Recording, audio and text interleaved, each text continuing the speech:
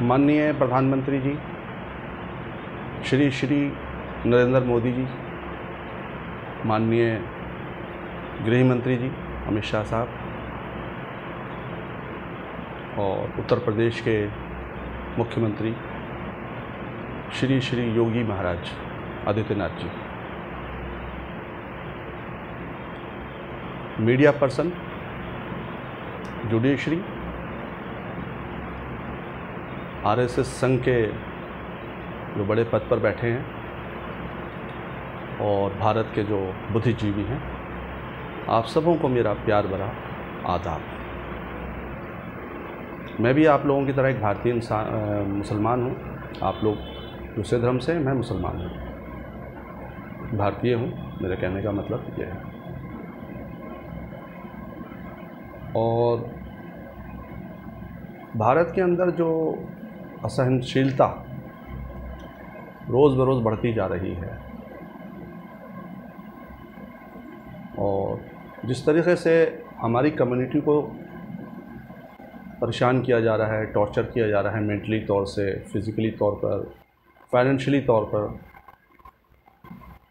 और हमारी मसाजिदों को की जो बेइज्जती की जा रही है, दंगे में उस पर आप झंडा लगा देते हैं, आप लगवा देते हैं लोग, मतलब दंगाई जो है, I am not blaming you sir, sorry. तो और देश अभी जिस हालात से गुज़र रहा है, नाजुक दौर है देशवासियों के लिए, देश के लिए। कई लाख लोग बीमारी से मर गए बेचारे,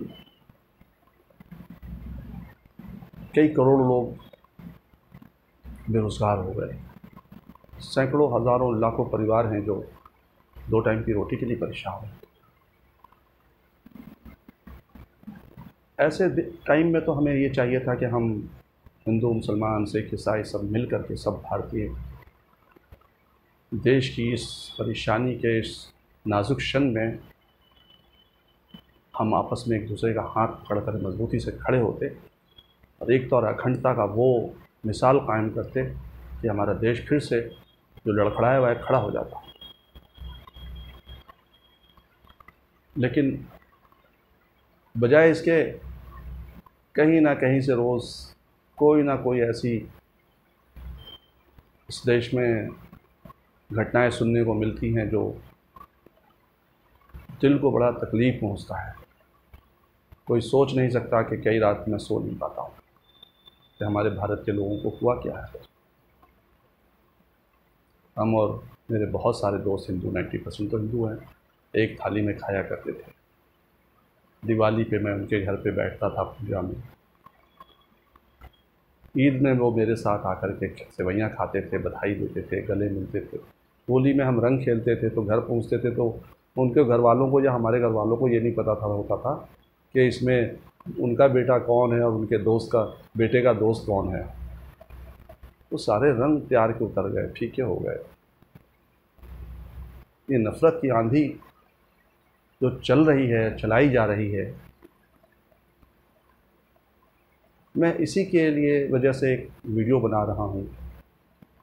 और मैं बहुत छोटा सा इंसान हूँ, नागरिक हूँ, और मैं देश के प्रधानमंत्री को संबोधित कर करके और गृह मंत्री जी को और मुख्यमंत्री साहब को और इन सब हमारे मीडिया पर्सन्स और जुडिशरी और आरएसएस के संघ के जो संचालक हैं, मैं आप लोगों से कुछ प्रश्न करना चाहता हूँ। My first question is, why do you hate Muslim? Judiciary को मैंने सिर्फ रखा है साथ में, क्योंकि जुडिशरी का ये काम नहीं है कि साहब वो किसी ने कुछ कर दिया है तो वो केस कर दे, बट मैंने उसको रखा है साथ में। और मीडिया पर्सन को इसलिए रखा है क्योंकि मीडिया पर्सन इस काम को करने में, सारे मीडिया पर्सन नहीं लेकिन बहुत से लोग इसमें बहुत सीधे सीधे तौर पर जिम्मेदार हैं और वो ये समझ रहे हैं कि वो बहुत बड़ा काम कर रहे हैं। तो मैं आगे अपनी बात पूरी करने से पहले एक बात कहना चाहूँगा। भारत के अंदर एक ट्रेंड है, जब कोई नाकाम रहता है ना अपने फील्ड में नाकाम हो गया, कर नहीं पा रहा, बहुत कोशिश की, बहुत पैसे लगाए, सब कुछ लगाया, चल नहीं पा रहा है। तो वो 4 चीज़ों का सहारा लेता है: इस्लाम, पाकिस्तान, कुरान, मुसलमान। कुछ दिन इस पर खूब अगेंस्ट बात करता है, सक्सेस हो जाता है। बहुत सारे मीडिया वाले देखे हैं मैंने, मैं उनके नाम जानता हूँ। तो खैर मैं नाम नहीं लूँगा, सबकी अपनी व्यक्तिगत इज़्ज़त होती है, उनकी डिग्निटी है, मैं उस पर उंगली नहीं उठाऊँगा। मैं ऐसा इंसान नहीं हूँ, मैं एक शिक्षक हूँ, मैं समझता हूँ सबकी अपनी इज़्ज़त है और उनकी भी अपनी कुछ मजबूरी होगी, तरीक़ा सही नहीं। माय नेक्स्ट क्वेश्चन इज़, आप इस लोकतांत्रिक देश को क्यों हिंदू राष्ट्र बनाना चाहते हैं? उससे क्या ऐसा हो जाएगा जो आज नहीं है? अब इसकी वजह से लोग डराते हैं कि मुसलमान जो हैं इतनी तादाद में हो जाएंगे कि 2029 में मुस्लिम प्रधानमंत्री हो जाएगा। अरे भाई, 2021 में मेरा बच्चा मान लीजिए 8 साल का है, तो 2029 में वो 16 साल का होगा और 16 साल का बच्चा 20 बच्चे पैदा कर लेगा और मुसलमानों की तादाद इतनी हो जाएगी कि वो हिंदुओं को ग़ुलाम बना लेंगे। कभी कहते हैं जिहाद का डर दिखाओ उनको बेचारों को कि जी जिहाद करेंगे, ये घर में घुस के मारेंगे, इज़्ज़त आबरू लूटेंगे। और जो हमारे देश के जो रियल हिंदू हैं, बहुत भोले भाले लोग हैं, अच्छे लोग हैं बेचारे, वो कंफ्यूज हो जाते हैं, यार क्या है। तो why are you trying to convert the democratic country as a Hindu Rashtra? My third question is, sir, why do you hate Constitution of India? If your answer is no, then I will ask you next question. Sir, जितना hate speech और इतना hate social media पर चलाया जा रहा है, फैलाया जा रहा है, और आप ही के कार्यकर्ता लोग हैं और आप ही के काम करने वाले लोग हैं, चाहे वो आरएसएस के हों, चाहे वो कोई भी हों,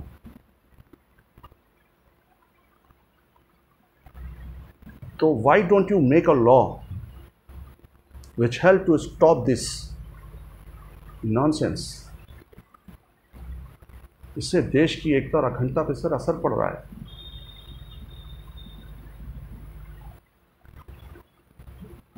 my next question is, sir, why are some Hindu extremists spreading hate against Muslim and Islam as well as Quran?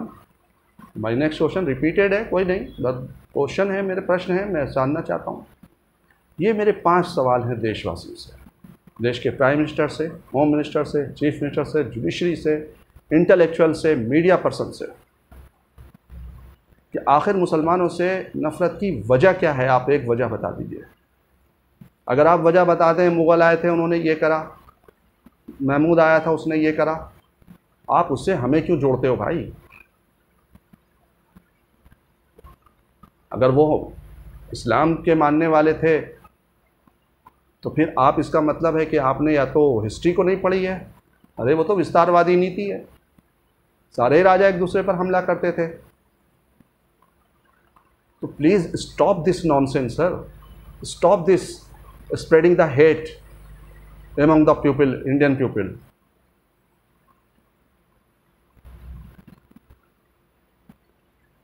RSS वालों ने तो, मुझे याद है, मैंने देखा है, मैं छोटा था, मैं भी चला जाता था अपने दोस्त के साथ, तो मुर्गे देते थे काटने के लिए लड़कों को, हिंदू बेचारों को, कि आप मुर्गे काटिए ताकि उनका दिल मजबूत हो, ताकि वो खून बहा सकें। क्या है सर ये? अरे हम